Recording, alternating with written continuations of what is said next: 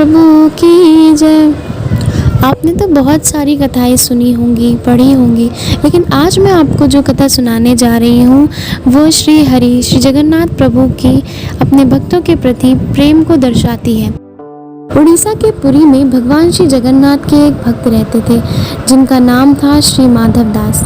आज मैं आपको उन्हीं की कथा सुनाने जा रही हूँ। चलिए शुरू करते हैं।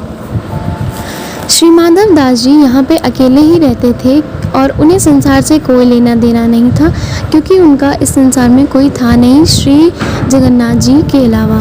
वे अकेले बैठे बैठे प्रभु जगन्नाथ का भजन किया करते थे। नित्य प्रति श्री जगन्नाथ प्रभु के दर्शन करते थे, उन्हीं को अपना सखा मानते थे और प्रभु के साथ खेलते भी थे। इतना ही नहीं, प्रभु भी अपने परम भक्त श्री माधव के साथ अनेक लीलाएं किया करते थे। प्रभु इनको चोरी करना भी सिखाते थे। भक्त माधव दास जी अपनी मस्ती में मग्न रहते थे। एक बार माधव दास जी अतिसार से पीड़ित हो गए। वे इस रोग के कारण बहुत दुर्बल हो गए थे। वे उठने बैठने में भी समर्थ नहीं थे। हालांकि अपनी क्षमता के अनुसार वे अपने सभी कार्य स्वयं ही करते थे और किसी भी अन्य व्यक्ति से मदद नहीं लेते थे। कोई भी कहे महाराज जी हम आपकी सेवा कर दें, तो वे कहते कि नहीं, मेरे तो एक जगन्नाथ ही हैं, वही मेरी रक्षा करेंगे। ऐसी दशा में जब उनका रोग बढ़ गया तो वे उठने बैठने में पूरी तरह से असमर्थ हो गए। तब श्री जगन्नाथ जी स्वयं सेवक बनकर इनके घर पहुँचे और माधव दास जी को कहा कि हम आपकी सेवा कर दें। भक्तों के लिए श्री जगन्नाथ जी क्या नहीं करते, क्योंकि उनका रोग इतना बढ़ गया था कि उनको पता भी नहीं चलता कि वे कब मलमूत्र त्याग देते थे, जिसकी वजह से उनके वस्त्र गंदे हो जाते थे। उन वस्त्रों को भगवान श्री जगन्नाथ स्वयं अपने हाथों से साफ करते थे। इतना ही नहीं, प्रभु उनके पूरे शरीर को भी साफ करते थे। प्रभु श्री जगन्नाथ द्वारा की जाने वाली सेवा का अंदाज़ा इसी बात से लगाया जा सकता है कि कोई अपना भी किसी की इतनी सेवा नहीं कर सकता है।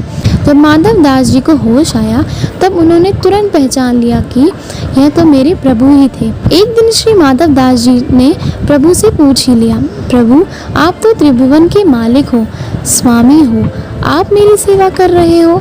आप चाहते तो मेरा ये रोग दूर भी कर सकते थे। रोग दूर कर देते तो ये सब करना भी नहीं पड़ता।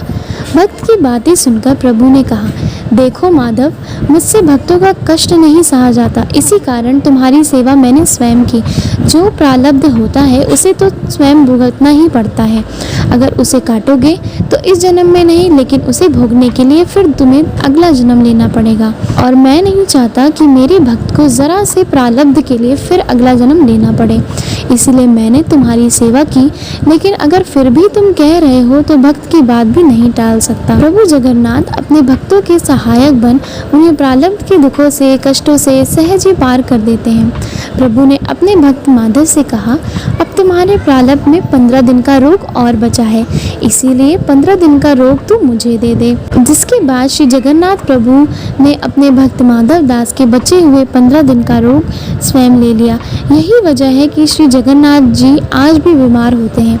यह तो हो गई उस समय की बात, लेकिन भक्त वत्सलता देखिए, भगवान श्री जगन्नाथ को आज भी साल में एक बार स्नान कराया जाता है, जिसे स्नान यात्रा कहते हैं। स्नान यात्रा करने के बाद हर साल 15 दिन के लिए जगन्नाथ जी आज भी बीमार पड़ते हैं। इस दौरान पुरी में स्थित प्रभु जगन्नाथ का मंदिर 15 दिनों के लिए बंद कर दिया जाता है। भगवान की इस अवस्था के दौरान उन्हें 56 भोग नहीं लगाया जाता।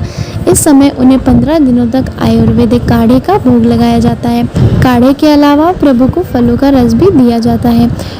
श्री जगन्नाथ धाम में तो भगवान की बीमारी की जांच करने के लिए हर दिन वैद्य भी आते हैं।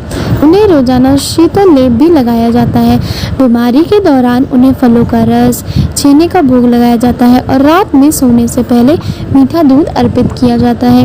इस दौरान प्रभु की रसोई भी बंद कर दी जाती है, जो कभी बंद नहीं होती। भगवान श्री जगन्नाथ बीमार होने के बाद 15 दिनों तक आराम करते हैं। आराम के लिए 15 दिन तक मंदिरों के कपाट भी बंद कर दिए जाते हैं और उनकी सेवा की जाती है ताकि वे जल्द से जल्द ठीक हो जाएं। जिस दिन वे पूरी तरह से ठीक होते हैं उसी दिन प्रभु जगन्नाथ जी की यात्रा निकाली जाती है। इस दौरान श्री जगन्नाथ जी के दर्शन पाने के लिए वहाँ असंख्य भक्त उमड़ते हैं। मान्यताओं के मुताबिक श्री जगन्नाथ प्रभु अपने भक्तों को बीमारी से बचाने के लिए हर साल खुद बीमार पड़ते हैं। ताकि भक्तों के दुख दर्द वे अपने ऊपर ले लें। बोलिए श्री जगन्नाथ महाप्रभु की जय। अगर आपको ये कथा पसंद आई हो तो प्लीज़ हमारे चैनल को सब्सक्राइब कर दीजिए और इस वीडियो को लाइक कर दीजिए। धन्यवाद।